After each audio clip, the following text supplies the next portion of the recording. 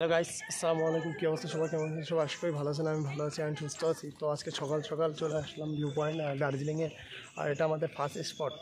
আর দেখতেই পাচ্ছেন যে অসাধারণ একটা ভিউ রয়েছে এখানকার। So guys, good morning Darjeeling Tempochali park.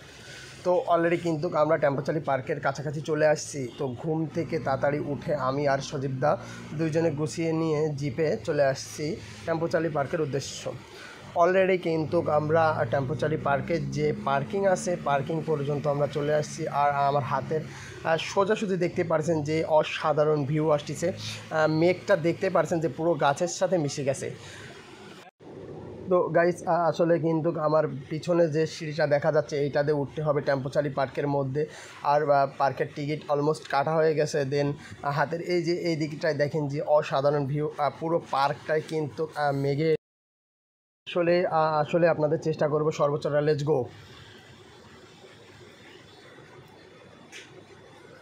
তো আসলে কিন্তু আমি যে টেম্পোচারি পার্কের যে সিঁড়ি সেটাতে উপরে উঠছি। আর উপরে ওঠার পরে এই জায়গার থেকে সোজা কাঞ্চনজঙ্ঘা এবং নেপালের যে বর্ডারটা সেটা সোজাসুজি দেখা যায়।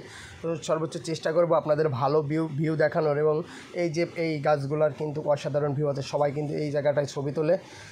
আজকের ওয়েদারটা কিন্তু অসাধারণ ছিল।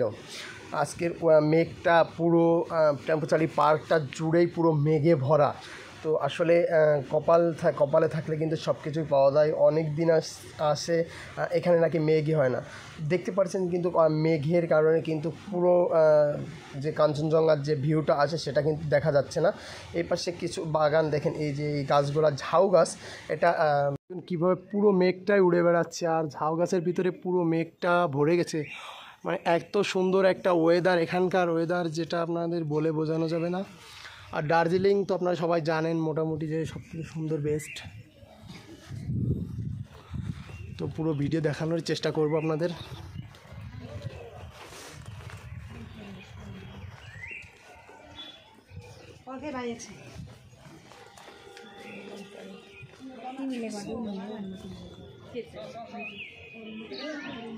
এখানে এক জায়গায় বেশি থাকবে না হ্যাঁ ভাই, নিচের একটা মন্দির আছে, কই মন্দির? কিসের একটা আছে।